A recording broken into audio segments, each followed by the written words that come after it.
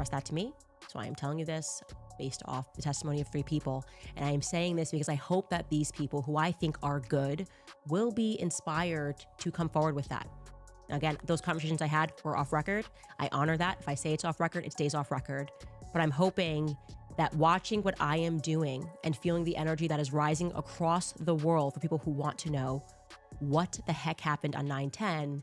Honey, is Candace Owens crossing the line this time with her wild claims about what really happened to Charlie Kirk? Or does she actually know something none of us do? Because the way she's been talking lately, it's not just commentary anymore. It's like she's throwing a direct challenge right at the people she swears are hiding the truth. Candace isn't holding back one bit. She's straight up ignoring a gag order from a judge, saying she's got names and receipts that the public isn't even supposed to see. She's teasing that she knows exactly who's behind it, hinting she's ready to spill everything no matter who tries to stop her. That's bold. Just recently, she dropped a bomb that left everyone online frozen, claiming that an Egyptian Air Force plane mysteriously flew out of Utah right after Charlie was taken out.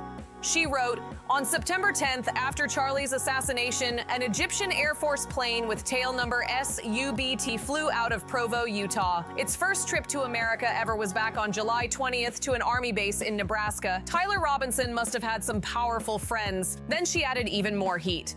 According to Candace, with all we've crowdsourced, it looks like the decision to unlive Charlie Kirk in Utah was made around July 18th.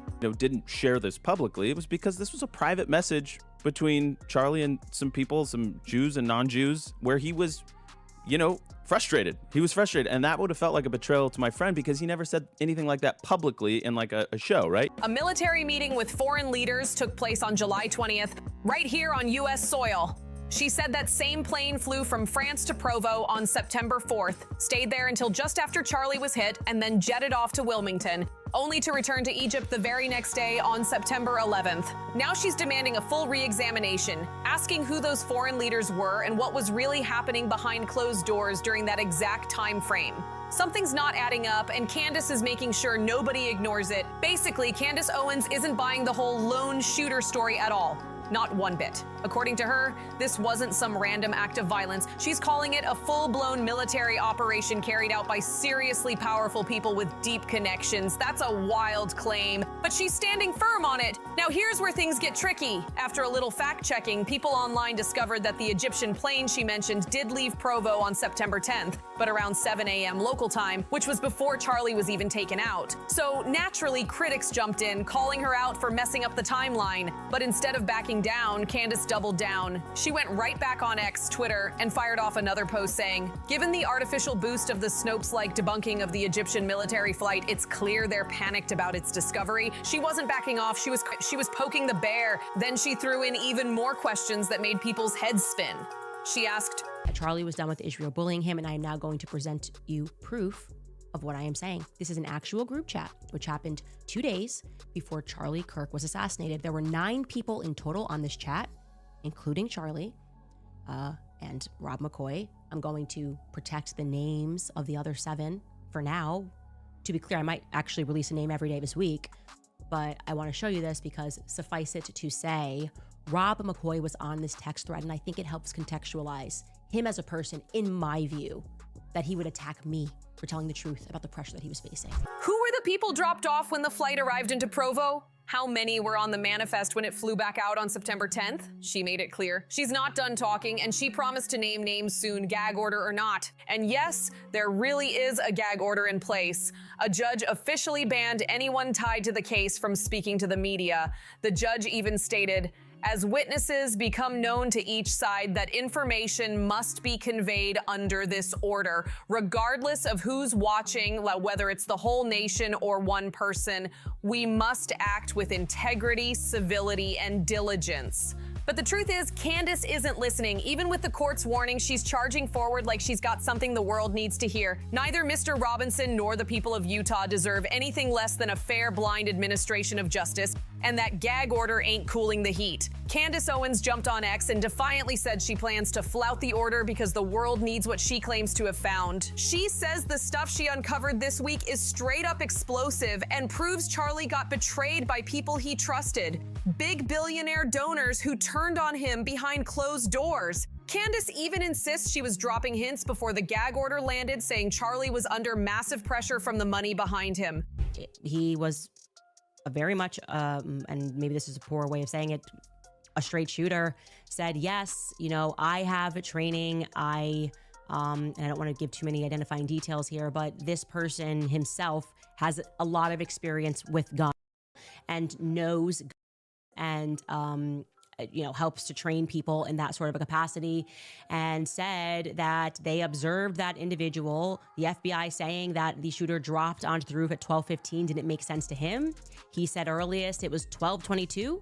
True to her threat, she posted alleged leaked texts and screenshots from people close to Kirk, claiming those messages showed donor fights and funding getting pulled after his comments about Israel. One screenshot supposedly shows he lost a $2 million pledge after refusing to disinvite Tucker Carlson from America Fest, and Candace says there's more to come. Candace Owens didn't just throw a spark, she lit a wildfire that's still raging. After posting those alleged leaked texts, things got real messy. Screenshots started spreading everywhere, and even people who normally defended Charlie Kirk were left speechless. Candace made it sound like there was an entire power struggle going on behind the scenes, one that may have pushed Charlie to the edge. She claimed those billionaire donors, the same ones who used to fund his projects and events, suddenly turned cold once he started questioning U.S. support for Israel. According to her, that was the breaking point. Candace said the moment Charlie refused to fall in line, he became a problem that needed to be handled.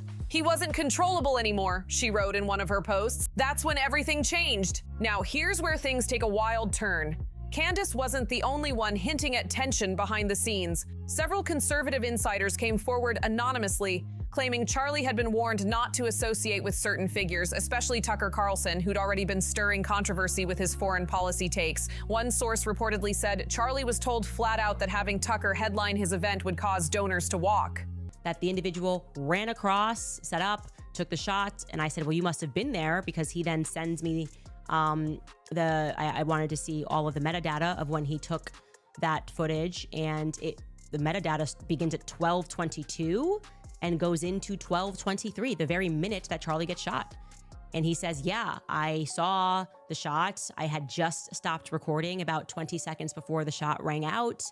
And he said that he told them a description of what the shooter looked like, and it was not the description that the entire world received less than 24 hours later of this person, Tyler Robinson, wearing jeans. I said, and apparently, that's exactly what happened.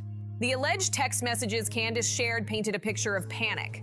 Messages that supposedly showed Charlie telling his close circle that a major donor had pulled a $2 million contribution. They want me to cancel Tucker, he supposedly wrote, but I'm not doing that. If I give in now, I'll never speak freely again. That one line hit the internet like an earthquake. It sounded like a man trapped between loyalty and survival, but Candace wasn't done stirring things up. She went further, saying Charlie had been secretly documenting everything, recording conversations, saving emails, and writing notes in what she called his personal truth file. She claimed that after his passing, those files somehow vanished. According to her, someone cleaned house before the police even showed up. Now that statement alone set off a digital firestorm. Online investigators, conspiracy pages, and independent journalists started digging into timelines, social media posts, and even airport records to see if any of it could be true. And surprisingly, a few things did line up, like the weird plane movements Candace mentioned earlier and certain messages that matched her screenshots. People began to wonder, was there really a coordinated effort to silence Charlie before he went public with something big?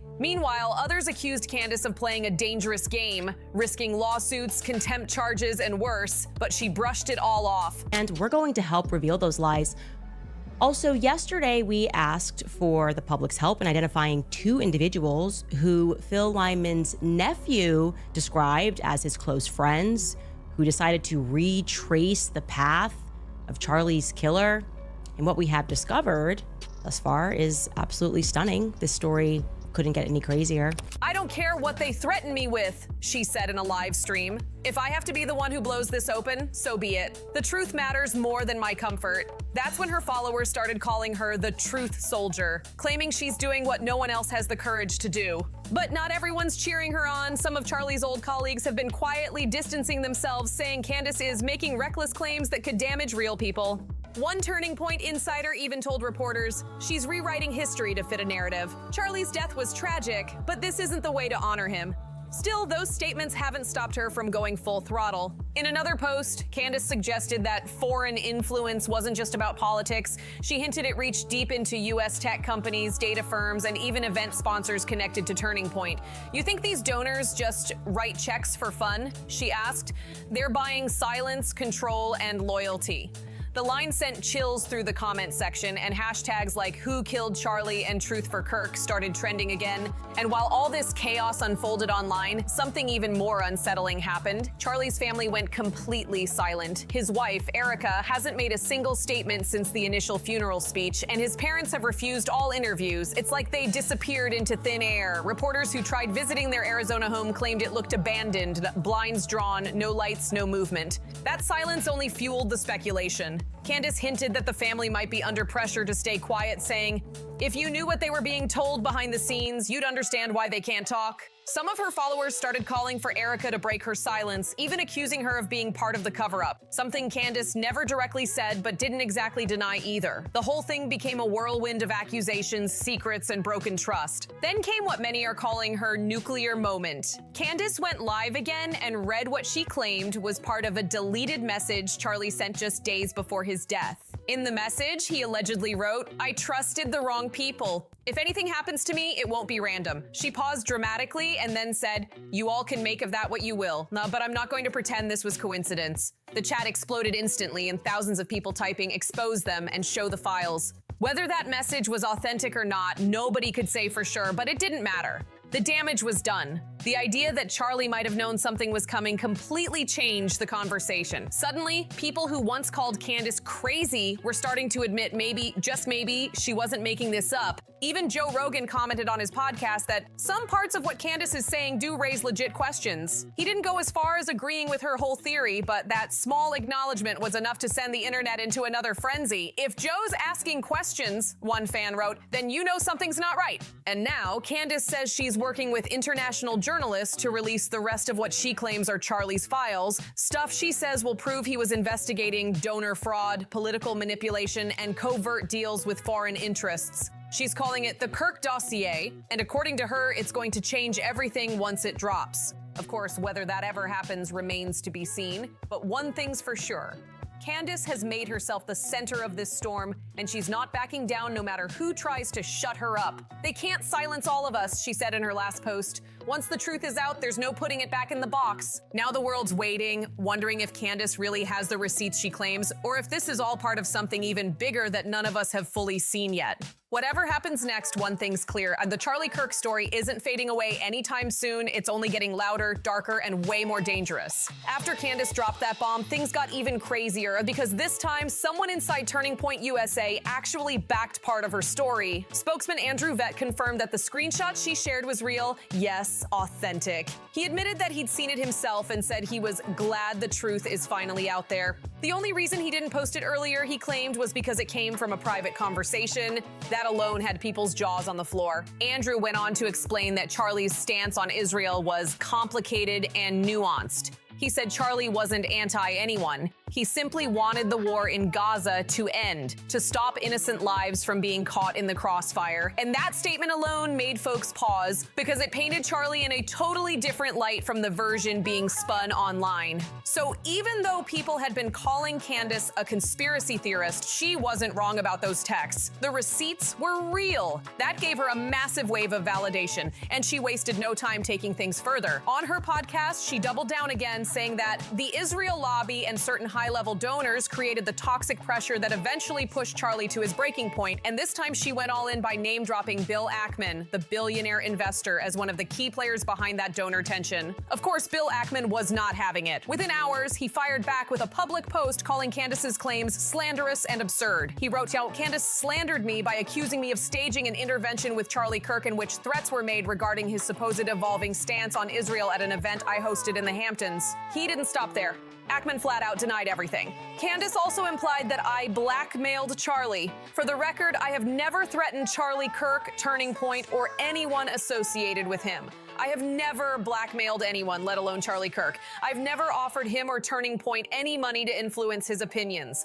He ended his statement on a strangely respectful note, saying, My interactions with Charlie were always cordial, though sadly very limited. And just like that, the internet split in half again. Some people sided with Bill, calling Candace reckless for throwing billionaire names around without proof, while others argued that his quick denial only made him look more suspicious. The drama was no longer about one person. It had turned into a full-blown political and financial firestorm. Bill Ackman's denial didn't slow Candace down. If anything, it seemed to fire her up even more. She came back swinging, this time setting her sights directly on the federal investigators themselves. Candace claimed they were withholding evidence and twisting the narrative to protect bigger players involved. In her words, the entire official story was built like a smokescreen to hide the truth. That's a bold accusation, but if you've been following her, you know she's not afraid to call it like she sees it. Candace reminded everyone that from the start, she's been saying the same thing, that the whole lone shooter theory doesn't add up. According to her, Tyler Robinson, the young man the feds pinned the whole thing on, is being framed. She insists he's innocent, claiming the evidence was planted and that the story about him taking his own life was completely fabricated by officials tied to the Trump-era Justice Department. That part shocked even her own supporters. Candace broke it down point by point. First, she questioned how Tyler was supposedly ready to turn himself in, but somehow never confessed. She pointed out how weird it was that the firearm linked to him wasn't even his, and that he wasn't a gun guy to begin with. He doesn't even use the word vehicle, she said, referencing text messages allegedly written by him that she claims were faked. That's not his language, she argued. Then she made an even more startling claim that Tyler's own father doesn't believe his son did it either. She said he's been quietly cooperating with independent sources who doubt the government's version of events. That detail sent social media into chaos, because if true, it means the official story might be hiding way more than anyone realized. But Candace didn't stop there. She brought up something that's been bothering people for months: the FBI's decision to bring in agents from Connecticut to handle a Utah case. Why would they fly agents across the country unless they didn't want local eyes on this investigation? She asked. That's not normal protocol. She also pointed out how every single witness who described Tyler's so-called apprehension had direct ties to law enforcement, which, to her, felt like another red flag. Every witness is somehow connected to the same network, she said. It's like they built a stage play and handed everyone their lines. And then came her biggest bombshell yet.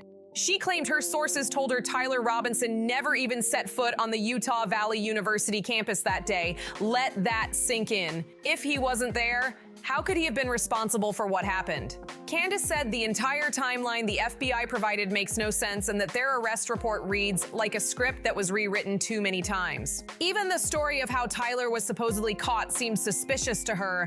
She said it focused way too much on who helped find him and not enough on the actual circumstances of the arrest. They keep talking about this mysterious informant, she said, but refuse to reveal who that person is or how they found him. Why the secrecy? To Candace, all of it adds up to one chilling conclusion: that someone's pulling the strings to keep the real story buried. Whether it's the FBI, political donors, or powerful international allies, she's convinced the truth is being locked away piece by piece. And no matter how many times officials push back, she's not backing off, not even a little. You can call me crazy, she said in her last live broadcast, but one day you'll see I was right to question everything.